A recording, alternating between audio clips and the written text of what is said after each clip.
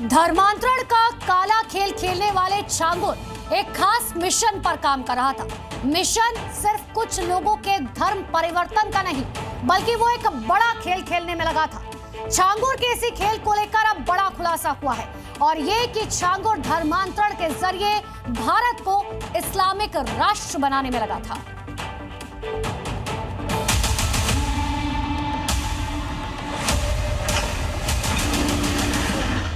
समाज को टूटने नहीं देंगे।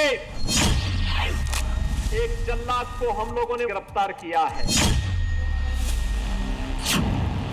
यूपी के बलरामपुर के रहने वाला छांगुर उर्फ जलालुद्दीन, यानी वो जो कि धर्मांतरण का सबसे बड़ा ठेकेदार था, विदेशी फंडिंग पाने वाला जालसाज था, बेटियों की इज्जत से खेलने वाला जल्लाद था, और जिस पर 100 करोड़ के लेन देन का आरोप था।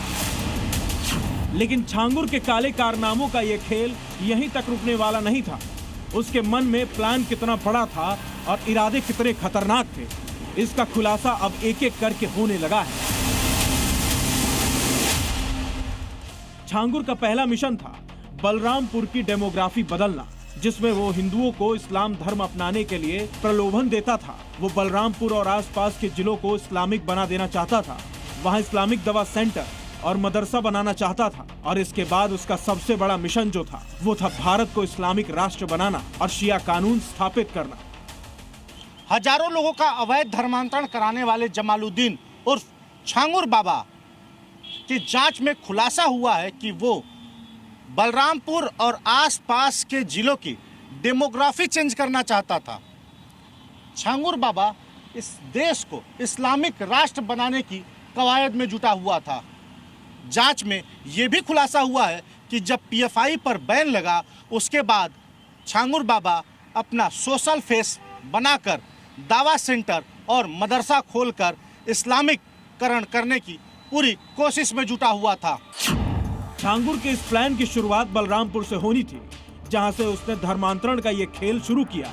3 बीघा जमीन पर एक तरफ आलीशान घर बनवाया और दूसरी तरफ एक डिग्री कॉलेज का निर्माण शुरू कर दिया। इतना ही नहीं, छांगुर ने अपने घर तक जाने वाली सड़क खुद बनवाई थी। इसमें 30 लाख रुपए से ज्यादा खर्च किए अपने धर्मांतरण वाले प्लान के लिए ही। वो एक कॉलेज बनवा रहा था, मकसद धर्मांतरण करवाना था।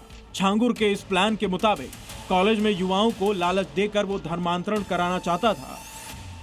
इतना ही नहीं, घर के ठीक पीछे बनी मजार को भी कब्जाना चाहता था। अभी समाज विरोधी और राष्ट्र विरोधी कार्रवाई में लिप्त तत्वों के खिलाफ कैसे कार्रवाई हो रही है। कल बलरामपुर में आपने देखा होगा, एक जल्लाद को हम लोगों ने वहां पे भी गिरफ्तार किया है।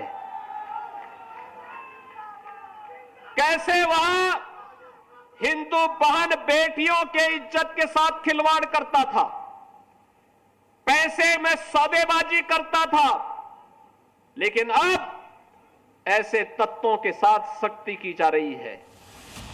छांगुर और उसके सहयोगी पहले गरीबों की मदद करते थे, फिर छांगुर को बाबा बताकर उस तक पहुंचाते थे, और फिर धर्मांतरण का काला खेल खेला जाता था। हम समाज को भी टूटने नहीं देंगे। राष्ट्र विरोधी और समाज विरोधी तत्वों को भी चकनाचूर करके रहेंगे, और धरती माता के स्वास्थ्य की रक्षा भी करेंगे, मां की स्मृतियों को भी जीवंत बनाएंगे। यह अभियान इसी का परिणाम है। यूपी एटीएस ने लखनऊ के एक होटल में छांगुर बाबा और उसकी हमराज नीतू उर्फ नसरीन को गिरफ्तार किया था। जांच में खुलासा हुआ कि छांगुर बाबा अवैध धर्मांतरण का एक संगठित नेटवर्क चला रहा था। हिंदू युवतियों को प्रेम जाल में फंसाकर और भोले भाले लोगों को लालच देकर धर्म परिवर्तन करवाता था। अब तक की जांच में सामने आया है कि छांगुर बाबा ने सैकड़ों लोगों का जबरन या लालच देकर धर्मांतरण कराया। इस पूरे नेटवर्क में करीब 100 करोड़ रुपए का लेन देन हुआ है। इस पूरे प्रकरण में एसटीएफ ने जांच करके जो तथ्य निकाले हैं, उसमें 100 करोड़ से ज्यादा के फंड्स का ट्रांसफर हुआ है, और एक ऑर्गेनाइज्ड रूप में धर्मांतरण की कार्रवाई की जा रही थी। तो उसमें ये कार्रवाई की जा रही है, और ये एक स्पष्ट संदेश है कि किसी भी प्रकार की अवैध गतिविधि को बर्दाश्त नहीं किया जाएगा। वो छांगुर बाबा जो सिर्फ 14 साल पहले बलरामपुर के अपने गांव में अंगूठी और नाक बेचा करता था, वो छांगुर अब अरबों का मालिक है। धर्मांतरण का सबसे बड़ा मास्टरमाइंड अगर आज की डेट में कोई है तो वो है छांगुर बाबा, और उसी के जरिए उसने इतनी जो संपत्ति है उसको अर्जित किया। मैं आपको दिखाऊं कि ये देखिए वही जगह है जहां पर उसका एक छोटा सा घर हुआ करता था, लेकिन आज उसका जो घर है वो 7 बीघे में घर बना है, जहां पर प्रशासन का जो बुलडोजर है वो चल रहा है। अवैध धर्मांतरण में बड़े रैकेट का सरगना जलालुद्दीन उर्फ छांगुर बाबा के पापों का हिसाब किताब पूरी एटीएस ने करना शुरू कर दिया है। ब्यूरो रिपोर्ट, जी मीडिया। हमारे साथ अहमद खान जुड़ रहे हैं, जो खुद को छांगुर बाबा के दुष्कर्मों से खुद को पीड़ित बता रखे हैं। हालांकि उन पर छांगुर की अवैध संपत्तियों में हिस्सेदार और केयर टेकर करने के आरोप लगे हैं। यूपी के बलरामपुर का रहने वाला है ये शख्स जो हमारे साथ जुड़ चुका है। अहमद खान इनका नाम है। अहमद खान, सबसे पहले मैं आपसे ये जानना चाह रही हूँ, क्योंकि यूपी एटीएस एक तरफ आपको ढूंढ रही है, दूसरी तरफ आप ये कह रहे हैं कि छांगुर बाबा ने जो कुछ किया आप खुद पीड़ित हैं।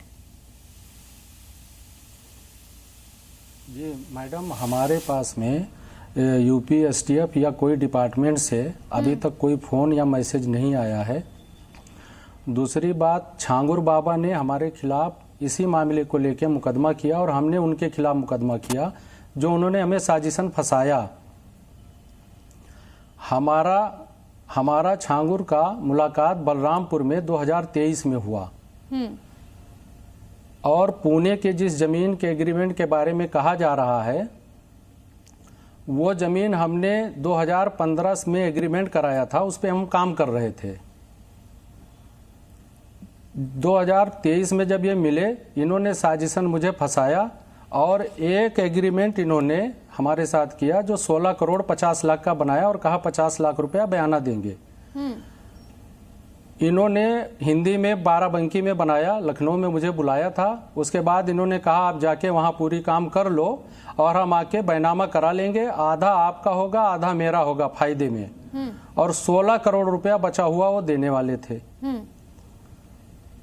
लेकिन उन्होंने जब हमें फंसाया, पता चला, तो हम उनसे जो है पेपर मांगने लगे, जो अंग्रेजी में संविदा बनाया। अंग्रेजी हमें समझ में नहीं आता है 95-90% मैडम। मैं पेपर मांगता रहा, वो पेपर दिए नहीं। उसके बाद में हम उस सौदे के बारे में किए कि आप आके इसको कंप्लीट करो, वो भी उन्होंने नहीं किया। फिर हमने यहाँ वडगांव मावल कोर्ट में उनके खिलाफ एक मुकदमा दायर किया और उसमें हमने ये कहा कि न्यायालय इसका न्याय निर्णय दे। हाँ।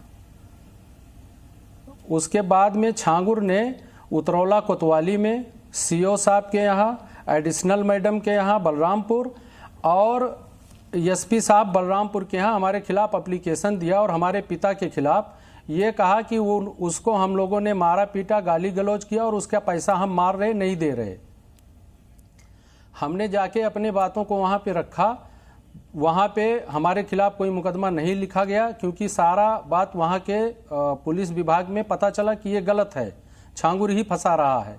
हाँ। उसके बाद में छांगुर ने हमारे खिलाफ और हमारे पिता के खिलाफ मुंसिफ कोर्ट उतरौला में एक 156(3) का मुकदमा किया, वो भी खारिज हुआ।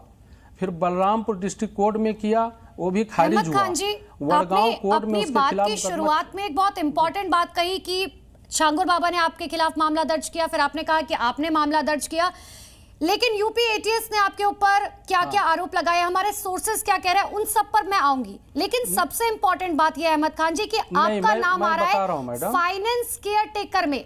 सारा छांगुर बाबा का पैसा आप संभालते थे। जी मैडम सुनिए, मेरा 2023 में तकरीबन 4-5 महीना, 3-4 महीना पीछे, 3-4 महीना आगे, उसके बाद में जब उसने मुझे फंसाया, मेरा उसका विवाद हुआ। 2023 के पहले और 2023 के जब हमारी मुकदमे हुई, उसके बाद में आज तक हमारा ट्रैक रिकॉर्ड निकाल लें, उसके साथ डिटेल निकाल लिया जाए। अगर मेरा कोई उसके साथ संबंध या कोई चीज निकलता है तो मैं दोषी हूं। और मुझे अगर कोई भी एजेंसी बुलाएगी तो मेरे पास पेपर्स है, सारा चीज है, मैं जांच में सहयोग करूंगा। मोहम्मद ना मैं अहमद कहीं खान, भागा हूं, पर आप ये ना बात मैं कह कहीं रखे फरार हैं। हूं। तमाम अधिकारी, तमाम प्रशासनिक लोग जी न्यूज देखते हैं, इसीलिए मैं आपसे दोबारा ये बात पूछ रही हूँ। आप कह रहे हैं कि यूपी एटीएस की तरफ से आपसे कोई संपर्क नहीं किया गया, और अगर यूपी एटीएस इस इंटरव्यू के बाद आपसे संपर्क करती है तो आप अपनी बात रखेंगे उनके सामने? बिल्कुल बिल्कुल बिल्कुल रखेंगे, क्योंकि ये जितने पीड़ित हैं इसमें, उसमें हम भी पीड़ित हैं और उनके साथ हम भी लड़ रहे थे, और जहां जहां इनके खिलाफ सहयोग की जरूरत पड़ी वहां वहां हमने सहयोग किया और अपनी बात रखी है। पुलिस विभाग में भी कोर्ट से हमको न्याय मिला, और यहाँ के कोर्ट में उनके खिलाफ मामला चल रहा है। मैडम अहमद खान जी, एक नाम बार बार निकलकर सामने आ रहा है, मुख्तार नाम का शख्स, उससे आपका क्या संबंध है? हाँ, मेरा मुख्तार का मेरा कोई संबंध ही नहीं है मैडम। इसमें रब्बानी, आसिफ रब्बानी और मुख्तार अंसारी का एक आदमी है अब्दुल रहीम खान, उसका फोटोग्राफ वगैरह मैंने दिया है। आसिफ रब्बानी, अब्दुल रहीम खान की सारी जांच होगी, और छांगुर बाबा और उनसे जुड़े लोग और चीती के जो इजाज मुस्तफा हैं, मेन मास्टरमाइंड ये लोग हैं मैडम। इन्हीं लोगों ने हमारे बारे में गलत चीजों को भेजा और बताया, और वो चीज दिखाया जा रहा है, क्योंकि हमारे बारे में मीडिया को जो जानकारी है वही बता रही है और दिया गया है, बातें टोटल गलत है। ये है उसका जो है छांगुर का एग्रीमेंट का कॉपी।